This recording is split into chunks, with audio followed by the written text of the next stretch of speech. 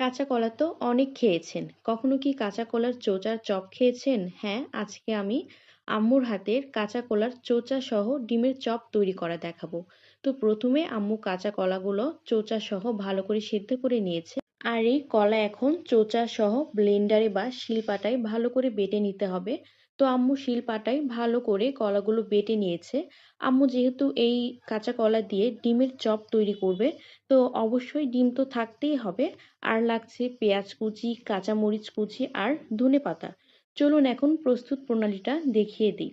একে একে আম্মু সব উপকরণ দিয়ে দিল। তারপর একটু জিরা গুঁড়া, হলুদ গুঁড়া, শুকনো মরিচের গুঁড়া আর স্বাদমতো লবণ দিয়ে ভালো করে মেখে নিতে হবে।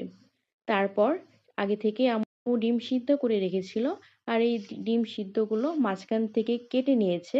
এখন এই কলার মিশ্রণটি ডিমের উপর ভালো করে চেপে চেপে লাগাতে হবে।